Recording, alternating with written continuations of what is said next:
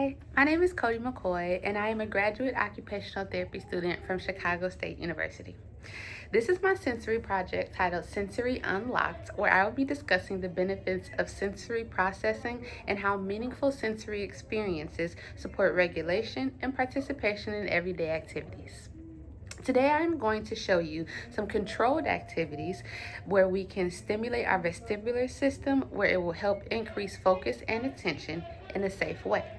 Now, when discussing our proprioceptive system, it's another safety sensory system that tells us where our body is in relation to ourselves, other people, and our environment. The following activities will combine vestibular and proprioception working together. Behind me here, we have our platform swing. Now, getting on and off our platform swing will require a student to coordinate balance, body awareness, and postural control to move their body onto an unstable surface by using both hands, bending their knees, and controlling their weight shift as they slowly lower down onto the platform swing. Once seated, the slow rhythmic movement activates the vestibular system, which sends calming and organizing signals to the nervous system, while the pressure through the hips, legs, and hands activate our proprioceptive system, helping students feel grounded and regulated. While swinging, students can engage in meaningful activities such as using clothespins that you see here, to cross midline while seated or tall kneeling, hitting a balloon back and forth for balloon volleyball, or blowing and popping bubbles to target oral motor and visual tracking skills. These activities combined with the vestibular and proprioceptive input of the swing promote postural stability, bilateral coordination, midline crossing, and sensory regulation. Together, this makes the platform swing a powerful tool for helping students reach a focused and ready state for participation in daily tasks. So, let me show you what taking the clothespins off and tall kneeling crossing midline would look like.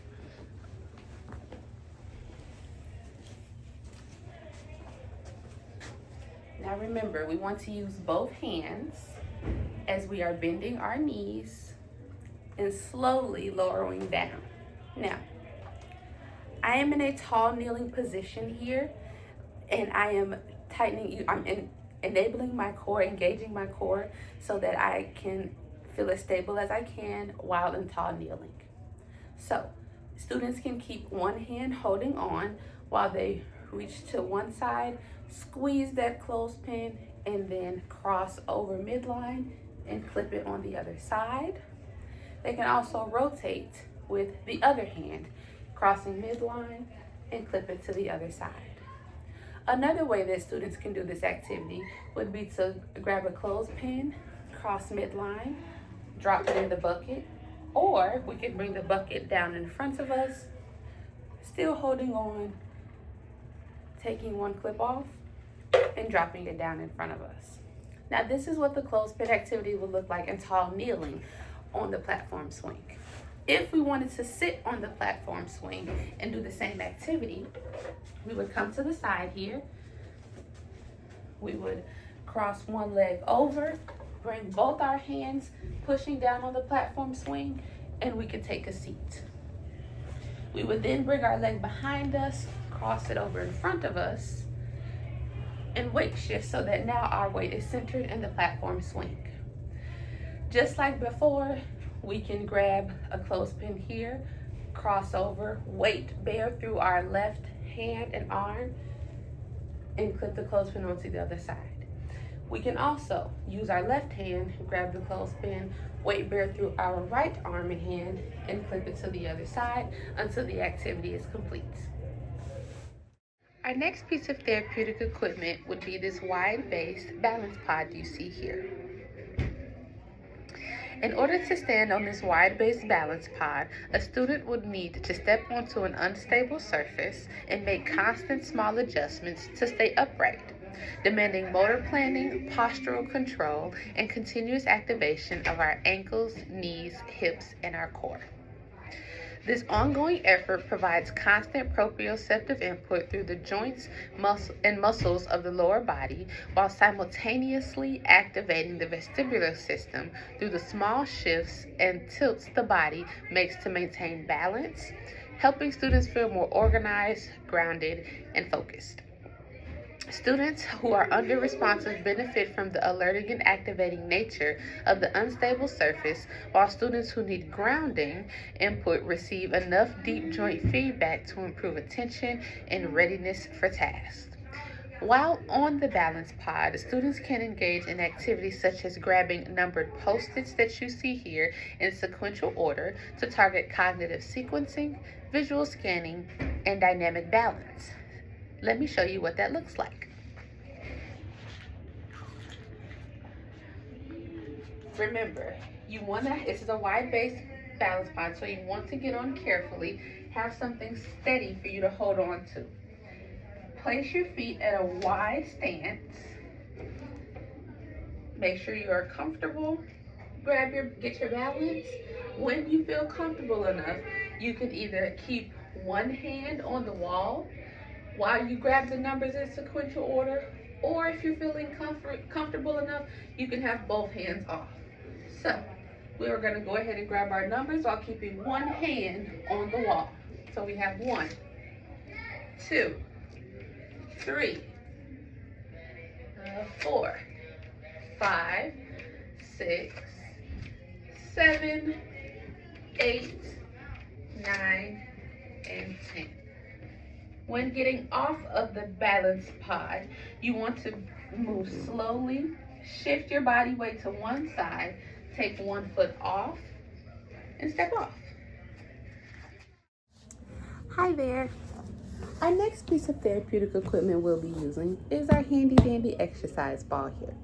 Now, in order to get onto the exercise ball safely, it would require a student to use motor planning to position their body over a large, unstable, round surface, which means it demands spatial awareness, body awareness, and graded movement control. The student must coordinate lowering their trunk onto the ball while simultaneously extending their arms forward to the floor for support, requiring upper extremity, weight bearing, shoulder stability, and bilateral coordination. As the student drapes over the ball in prone, the core, back extensors, and shoulder girdle must all activate together to maintain a stable and balanced position.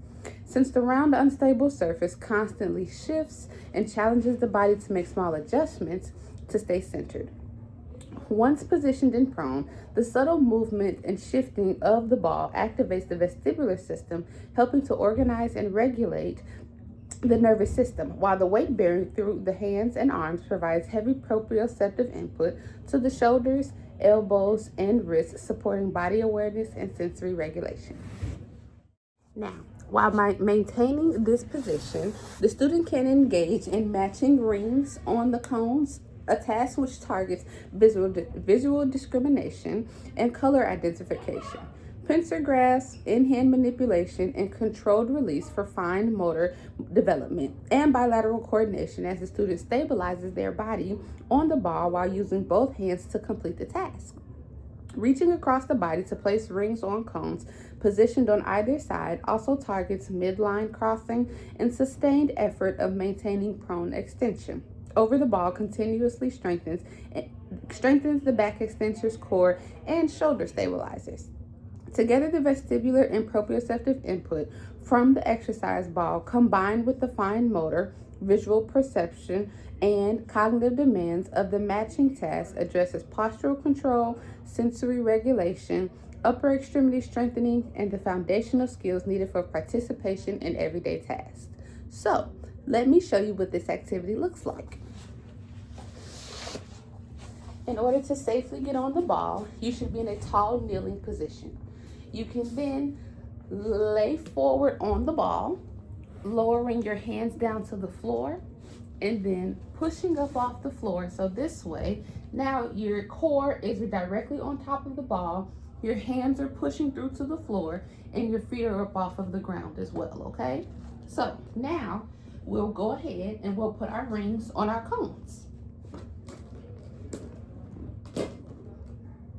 Using a pincer grasp, I pick up the cone, match it to the color. You can also alternate hands with this.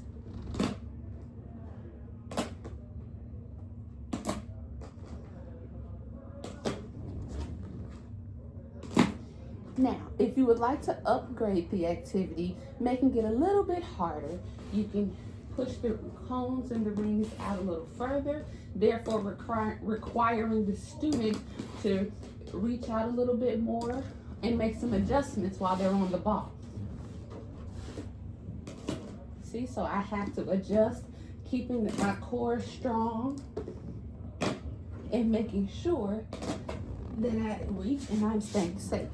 Now, in order to get off of the ball in a safe way, we can weight shift our weight back, coming down on our knees, placing both hands on the ball and pushing up.